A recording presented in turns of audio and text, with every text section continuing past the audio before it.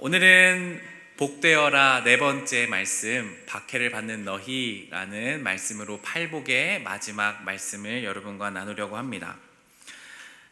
여러분 다시 한번 생각해 볼까요? 예수님께서 제자들을 부르시고 또 제자들에게 가르치시면서 가장 먼저 하신 것이 바로 8가지 복이 있다, 당신들은 이미 복이 있습니다 라고 말씀을 가르치셨다라고 말씀을 나누었습니다. 어떤 사람이 복이 있나요? 마음과 영혼이 가난한 사람, 또 슬픔이 있는 사람, 온유한 사람, 자기 힘을 통제할 수 있는 온유한 사람, 또 의에 굶주리고 배고픈 사람, 목마른 사람, 또 누굽니까? 자비를 베푸는 사람, 그리고 마음이 하나님을 향해 한결같은 사람이 복이 있다, 주님 말씀하셨습니다. 오늘은 마지막 7번째, 8번째 복을 바로 화평하게 하는 자, 그리고 의를 위해서 박해를 받는 사람이 복이 있다, 주님이 말씀하시는 것입니다. 오늘 그 7번째 복인 평화를 나타내는 그 복을 함께 살펴보려고 합니다.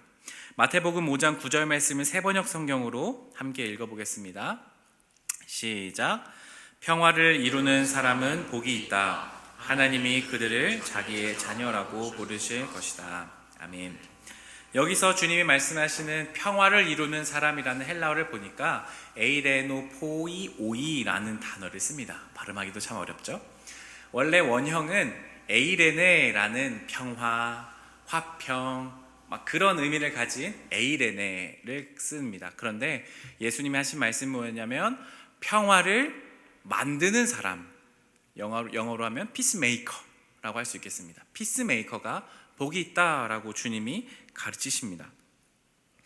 그러니까 구약 성경에서 보면 이 평화를 어떻게 번역하냐면 우리가 한 번쯤은 들러봤을 만한 단어 샬롬이라고 말합니다. 샬롬이 무슨 뜻일까요?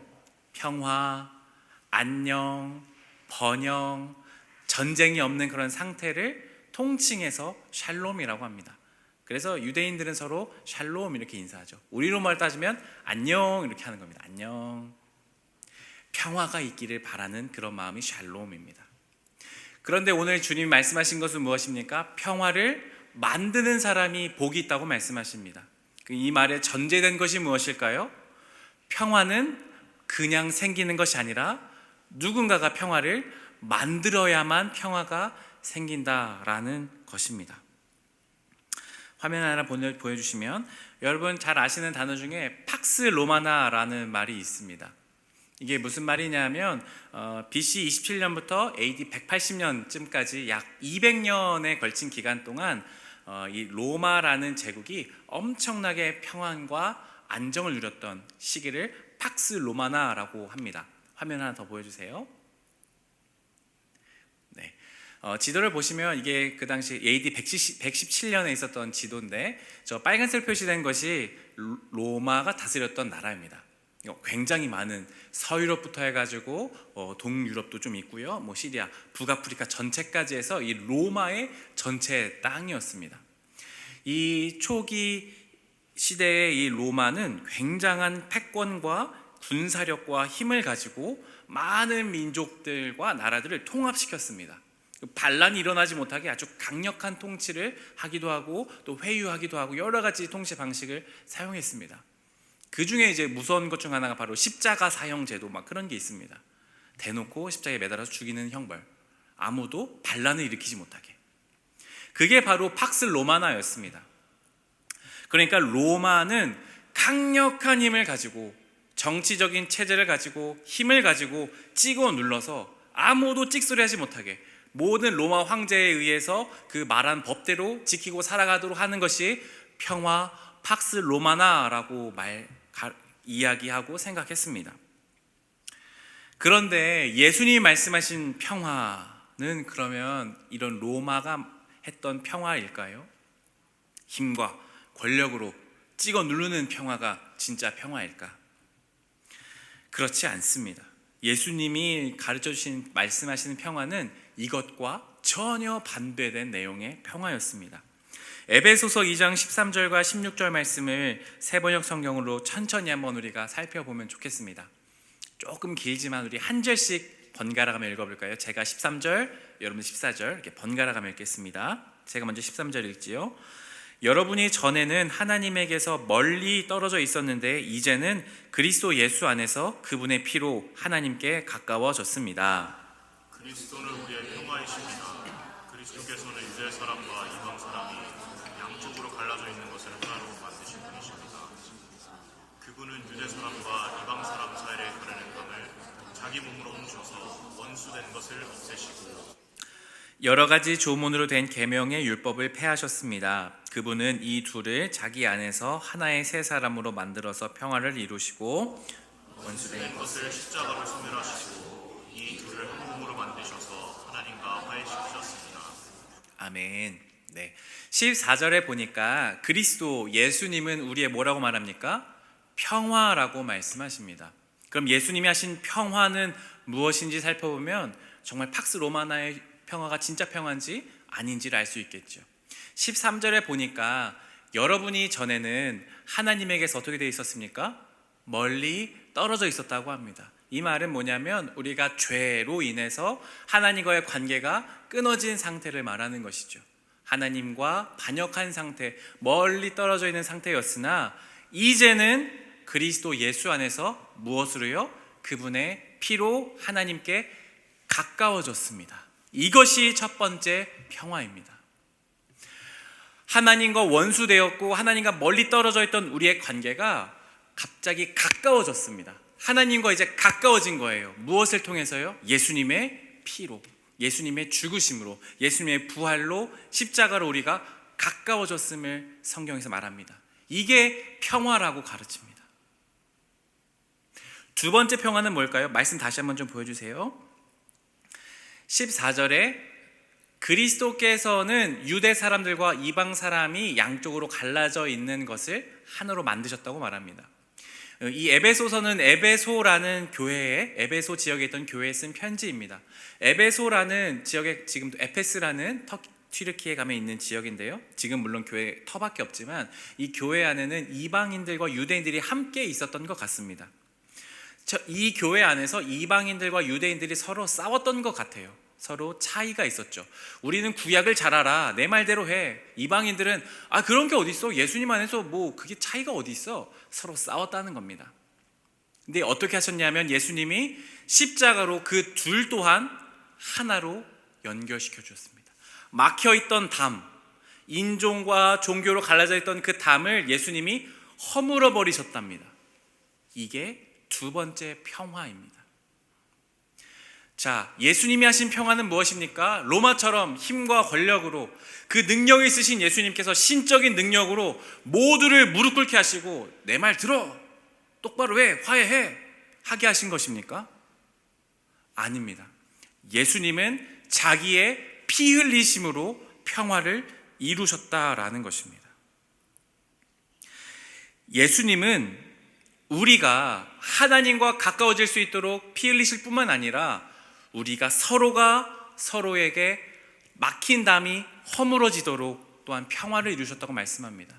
이 말이 무엇이냐면 우리가 예수님 안에서 나이가 많든지 적든지, 돈이 많든지 적든지, 몸이 불편하든 불편하지 않든, 남자든 여자든, 연차가 높든 낮든 그런 것과는 전혀 상관없이 예수님 안에서 하나의 형제요 자매로 부르셨다라는 것입니다.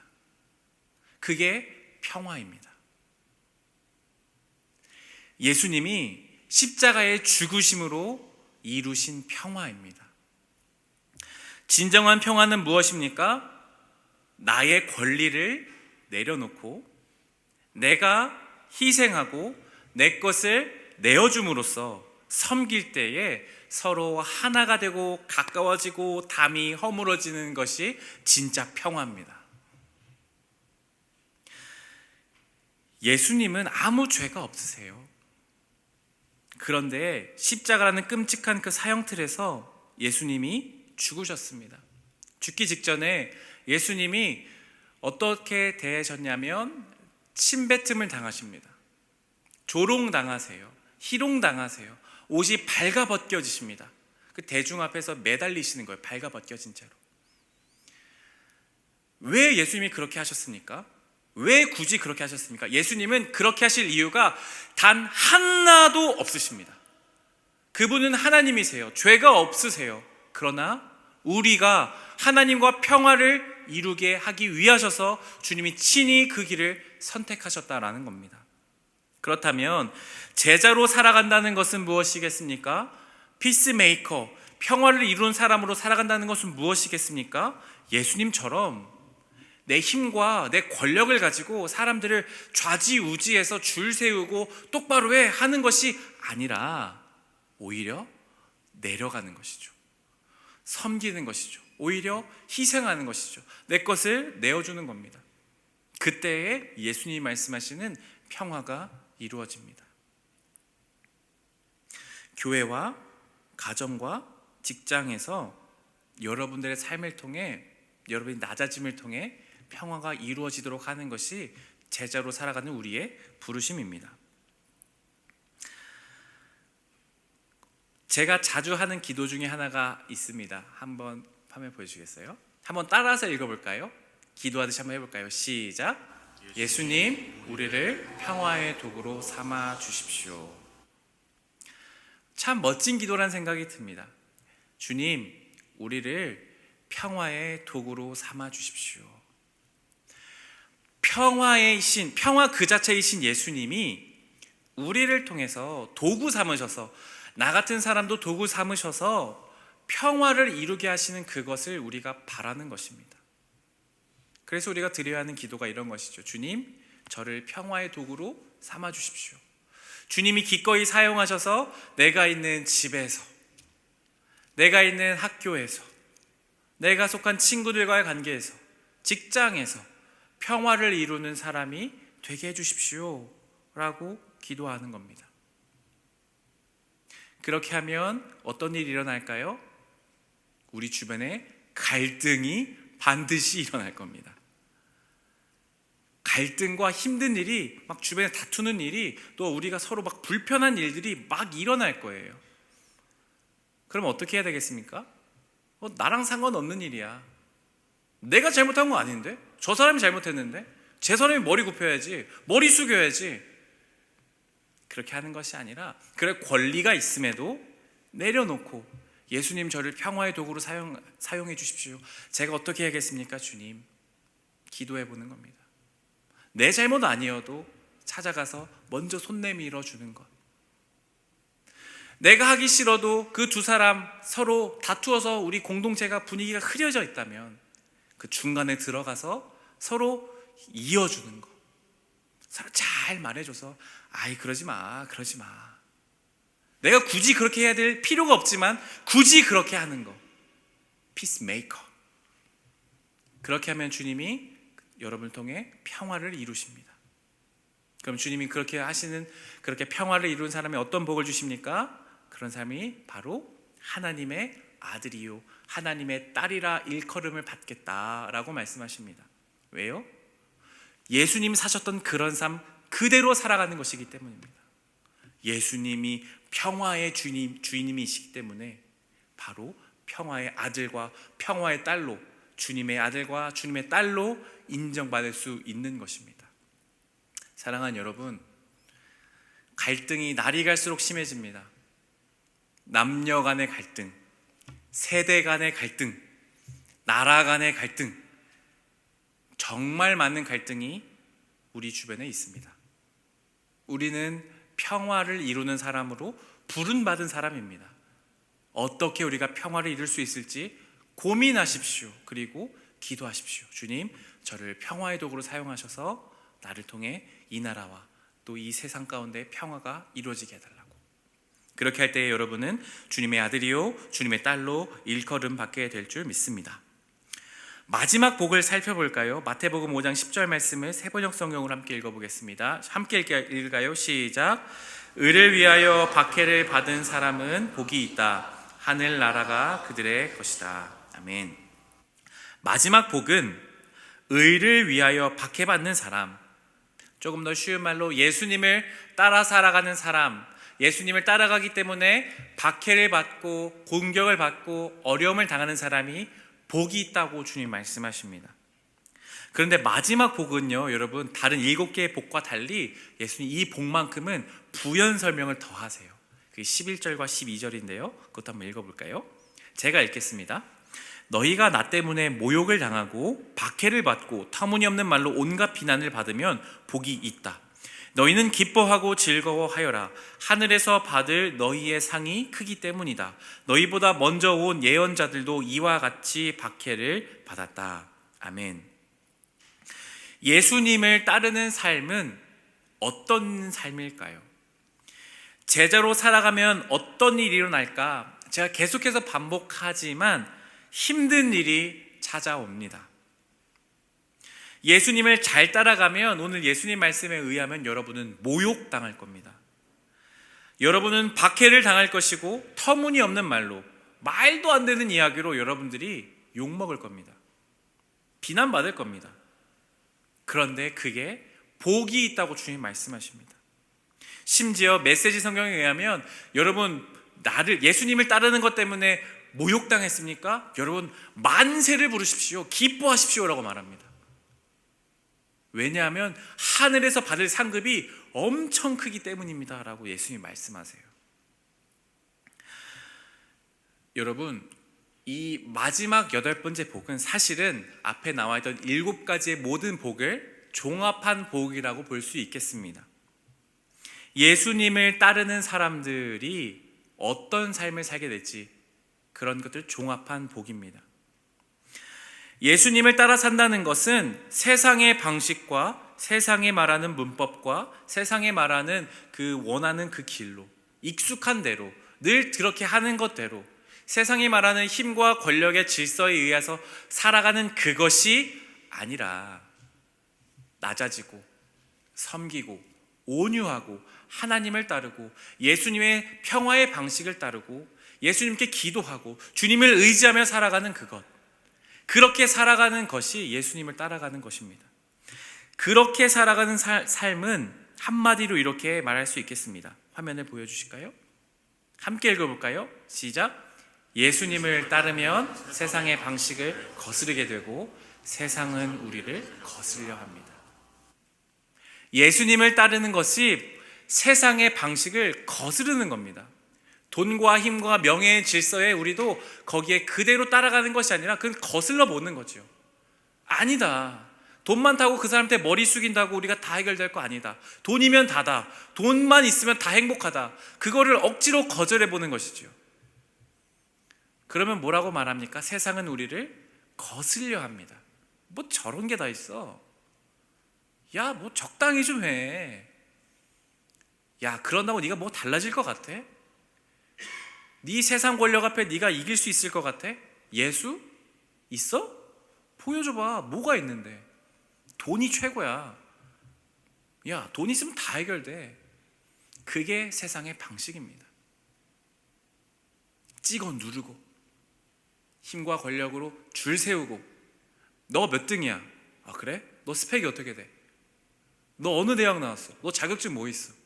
너 누구랑 알아? 오, 들어와.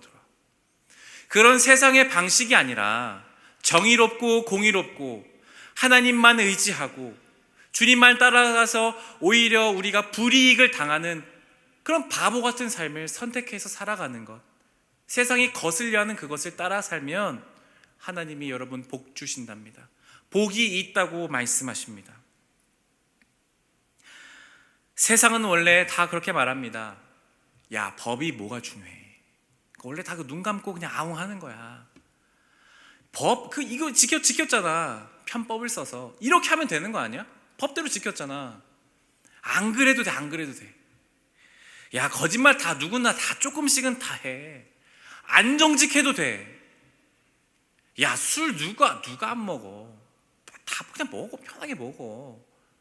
야, 교회 좀 안 간다고 뭐 달라져? 뭐 이렇게 유별나. 그게 세상의 방식입니다. 그럼 물어보고 싶겠죠. 목사님, 꼭 그래야 됩니까? 적당히 조금만 타협하면 그냥 조금만 교회 좀 다니고 세상에서는 조금 그렇게 해도 괜찮지 않겠습니까? 그런데 그렇게 하면 안 됩니다. 예수님이 말씀하세요. 그렇게 하면 안 된다고. 주님을 따라야 한다고. 의를 위하여 박해를 받아야 한다고. 그게 제자라고 주님이 말씀하십니다. 교회는 원래 그런 걸로 욕먹는 곳입니다. 세상에서 욕먹게 되어져 있습니다. 예수님을 따라가면 반드시 모욕당하게 되어져 있습니다. 그런데 오늘날의 교회는 무엇 때문에 욕먹습니까? 주님을 잘 따르기 때문에 욕먹습니까? 아닌 것 같습니다. 죄송합니다. 목회자인 제가 잘 못해서 그런 것 같습니다. 목회자가 돈을 너무 좋아하고 타락하고 권력을 따라서 세상의 방식을 너무 잘 따라서 교회가 욕먹고 있습니다. 부끄럽습니다. 죄송합니다. 그러나 우리는 그런 거, 우리가 잘 못해서 도덕적으로 타락해서 욕먹는 거, 그거 안 됩니다. 그러면 절대 안 됩니다. 세상이 욕하는 거, 그거는 우리가 받아들여야 됩니다. 근데 진짜 우리가 욕먹어야 되는 지점이 어딘가요? 주님을 따라서, 세상의 방식을 거슬려서, 세상이 말하는 방식대로 따르지 않아서 너 뭐 돼? 네가 그렇게 잘났어? 라고 하는 욕을 우리는 먹어야 되는 거죠. 그러면 기뻐하십시오. 주님이 그런 삶을 너무나 기뻐하신답니다. 선지자들도, 구약에 있던 선지자들도 다 그렇게 살았답니다. 구약의 수많은 선지자들이, 하나님이 보내신, 하나님이 선택하셔서 하나님의 말씀을 전하라고 하신 선지자들도 하나님의 말씀을 전하니까, 하나님 뜻대로 살아가니까 모두 다 하나같이 욕먹었답니다. 비방당했답니다. 손가락질 당했답니다. 그게 제자의 삶이라 주님이 말씀하십니다. 그러니까 여러분, 우리가 제자로 잘 살아가고 있나 안 살아가고 있나 확인할 수 있는 방법이 하나 있겠죠? 세상에서 방식을 거슬러서 내가 욕을 먹고 있는가 아닌가. 내가 교사하는 것 때문에, 찬양팀 섬기는 것 때문에, 주일 예배 드리는 것 때문에 사람들이 비아냥거리면 기뻐하십시오. 예수님의 제자로 잘 살고 있는 겁니다. 무엇보다 예수님이 메시지 성경에서 이렇게 말씀하십니다. 마태복음 5장 10절 말씀, 메시지 성경 제가 읽어드리겠습니다. 하나님께 헌신했기 때문에 박해를 받는 너희는 복이 있다. 그 박해로 인해 너희는 하나님 나라에 더 깊이 들어가게 된다. 아멘. 여러분, 혹시 말씀 기억나실까요? 한 달 전에, 4주 전에 첫 번째 복이 무엇이었습니까? 마음이, 영혼이 가난한 사람이 복이 있다. 그 사람이 어떻게 됩니까? 하나님의 다스림을 더 깊이 받게 될 것이다. 하나님 나라가 그들의 것이다. 똑같은 복이 나옵니다. 8번째 복과 첫 번째 복이 똑같아요. 박해를 받는 너희는 하나님 나라에 더 깊이 들어간다. 심령이 가난한 사람 너희 하나님 나라에 더 깊이 들어간다. 똑같습니다. 8번째 복이 다시 첫 번째로 돌아가는 겁니다. 그럼 다시 심령이 가난해지고 슬퍼하고 온유하고 의에 줄이고 목마르고 자비를 베풀고 하나님을 향해서 마음이 늘 한결같고 평화를 이루고 다시 의를 위해 박해받는 것, 그게 제자의 삶입니다. 예수님 따라 살아가면 무엇을 얻습니까? 돈을 얻습니까? 명예를 얻습니까? 다 그렇진 않습니다. 무엇을 얻습니까? 하나님 나라를 얻습니다. 그것이 참된 복이며 이미 여러분들은 복이 있는 사람들입니다. 사랑하는 여러분, 박해받기를 두려워하지 마십시오. 기꺼이 주님이 말씀하시는 평화의 삶과 정직하고 아름다운 하나님의 말씀을 따라 살아가는 삶을 선택하십시오. 주님이 여러분에게 힘주시며 참된 복을 주실 것입니다. 이제 찬양하면서 이제 말씀을 마무리하려고 합니다. 화면 하나만 더 보여주세요. 오늘 함께 우리가 8가지의 복을 다시 한번 우리가 선포하며 함께 읽었으면 좋겠습니다. 우리가 함께 첫 번째 복부터 마지막 복까지 우리가 큰 소리로 우리의 영혼에 새기듯이 주님의 말씀을 함께 읽겠습니다. 함께 읽을까요? 시작. 복 있습니다. 마음이 가난한 여러분은. 복 있습니다. 슬퍼하는 여러분은. 복 있습니다. 온유한 여러분은. 복 있습니다. 의에 줄이고 목마른 여러분은. 복 있습니다. 자비로운 여러분은. 복 있습니다. 마음이 한결같은 여러분은. 복 있습니다. 평화를 만드는 여러분은. 복 있습니다. 정의 때문에 박해를 받아온 여러분.